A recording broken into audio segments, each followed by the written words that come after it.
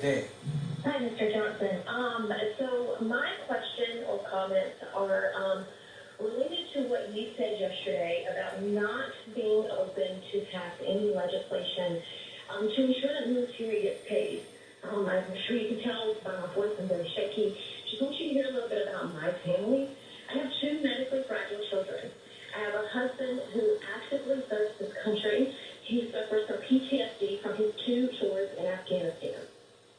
If we see a lapse in pay come the 15th, my children do not get the medication that's needed for them to live their life, because we live paycheck to paycheck. I heard you earlier say that you side with President Trump on anything that he says. Well, I just read an article this morning that said he absolutely wholeheartedly believes that there needs to be legislation put in so that we do not miss a paycheck. You have the power to do that.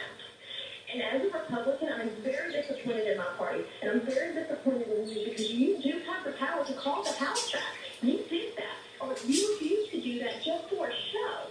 The 10 states facing the biggest health care increases if Republicans refuse to act, all red states. West Virginia, looking at a 387% rate hike for families that rely on ACA tax credits.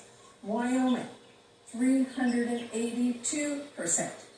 Alaska, 346% rate hike. Tennessee, 320%.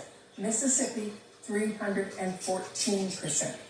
That is 5 red states where premiums are going to more than quadruple for families that rely on those tax credits. But you know what? Let's keep going. Let's do the next 5.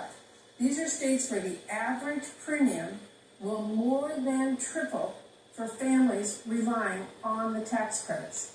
Texas, 289% increase. South Carolina, 285%. Alabama, 284%. South Dakota, 235%. And North Dakota, 234%. So there you have it. Now, why does this matter, right? Well, while the ballot in these elections does not list party affiliations next to candidates' names, it's long been known that Republicans have held the role in Fairbanks for nearly a decade. The incumbent Cruz, a conservative backed by local Republicans, was elected mayor in 2022. O'Neill, the presiding officer at the time of the Fairbanks North Star Borough Assembly, was endorsed by the Alaska Democratic Party. Democrats flipping the seat comes as the party hopes to compete in statewide contests for the Senate and House in 2026.